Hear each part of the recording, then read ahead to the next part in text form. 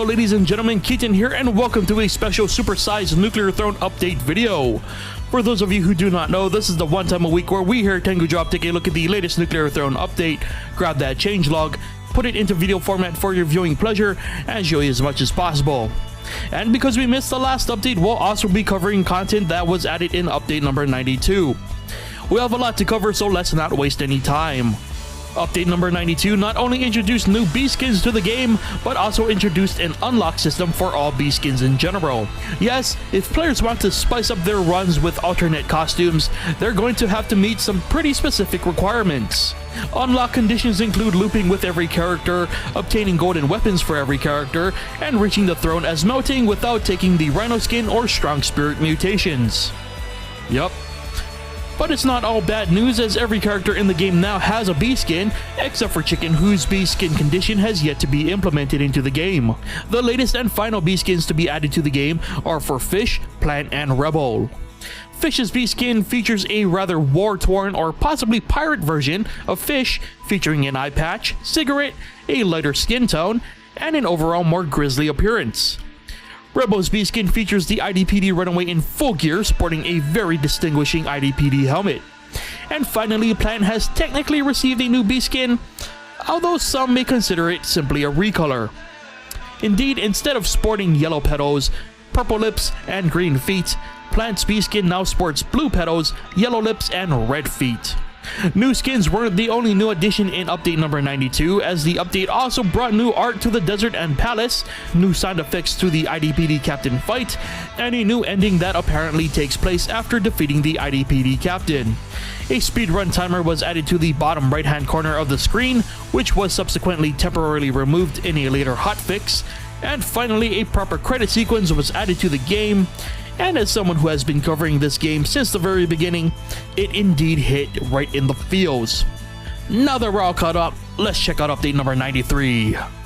Rogue has received a lot of attention in update number 93, receiving not only an overhaul to her Portal Strike ability, but also finally giving the former IDPD a voice. Here's a brief example of Rogue's voice.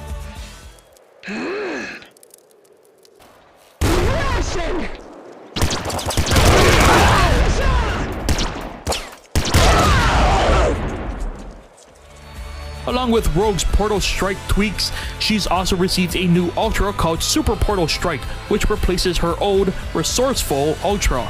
With Super Portal Strike, not only are Portal Strike pickups worth more, but the amount of Portal Strike ammo Rogue can carry is doubled from 3 to 6. Two new rare variations of enemies has been added to the game, a Golden Snowbot and a Lightning Crystal. We managed to accidentally stumble upon a Golden Snowbot amongst the chaos in the Frozen City. However, we were unable to discover a Lightning Crystal, but community posts seem to suggest it is the second rare enemy that was added this week. A new stat feature has been added called Streaks. Streaks count how many times players loop, and if a player dies without looping, the streak resets to 0. The last of GW's doodles have finally been replaced, with crown icons finally making their way into the game. Indeed, instead of the scribbles we've all grown accustomed to, the game now features beautifully drawn crown icons that mirror the actual crowns themselves. New audio and little visual effects were added, as well as remastered music that really gives the game a new audible punch. Hidden in the miscellaneous section of the changelog is the mention of a new weapon called the Heavy Grenade Launcher. This new weapon behaves similar to the regular grenade launcher, but has a slower rate of fire and a green explosion. It's hard to determine whether or not this is a toxic explosion. And finally, Vlambeer have implemented a new save system that they claim will no longer require weekly save wipes, which has been a thing since the very beginning of Nuclear Throne's development. As a result, the Unlock All button has been removed, which means players must now unlock things legitimately. And that's it for update number 93's new content. Before we move on, yes, more weapons were discovered in the update through data mining. However, these weapons were not listed in the changelog, which means they might not officially be implemented into the game yet. As a result, we will not be covering them until we get an official word on the status of those weapons. Now let's move on to the fixes and changes. This week's list of fixes and changes is arguably the largest of any update, so we'll only be highlighting a few notable entries. As always, if you would like to read the full changelog for yourself, a link can be found in the description below. Speedrunners rejoice as the timer has been re-added to the game, only now it's an option that must be enabled. The heavy auto crossbow and blood cannon's rate of fire has been decreased, the flat cannon's accuracy has been increased, and the sledgehammer now does slightly more damage. IDPD explosion damage has been increased, elite inspectors have received minor nerfs, elite shooters now have less HP, and elite IDPD grunts are slower, but now fire faster projectiles.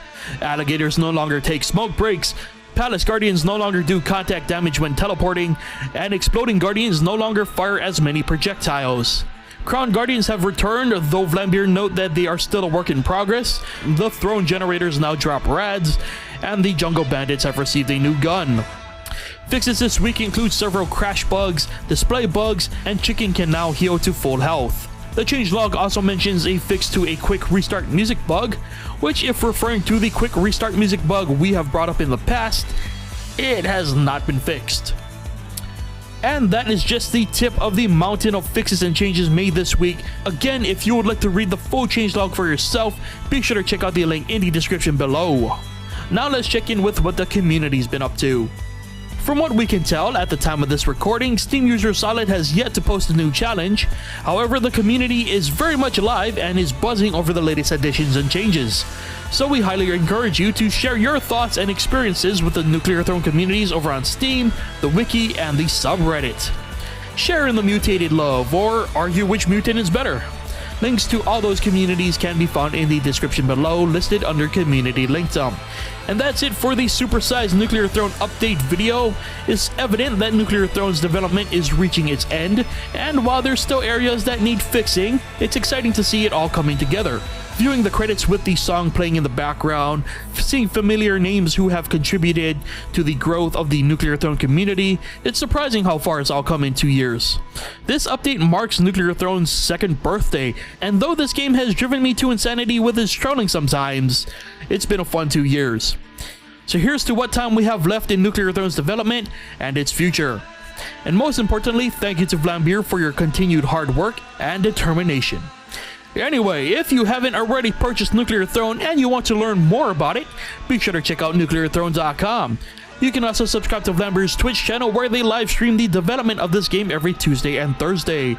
Subscribing gives you access to Nuclear Throne emoticons used on twitch.tv as well as a Steam copy of the game. And of course, we here at Tengu Drop do our best to cover the latest Nuclear Throne update every weekend, and we do a playthrough every Thursday called Nuclear Throne Roulette. So be sure to check back often or just subscribe to the channel. As always, I'm interested to hear your thoughts on the latest additions and changes made to the game. How do you feel about the changes to Rogue? How do you feel about the mountains and mountains of fixes and changes made this week? Were you there since the beginning, and have you been following Nuclear Throne for the 2 years that it's been around? Be sure to leave your thoughts in the comment section below. Thank you for watching. Hope you enjoyed it. Hope it was informative. And I'll see you guys next week. Bye!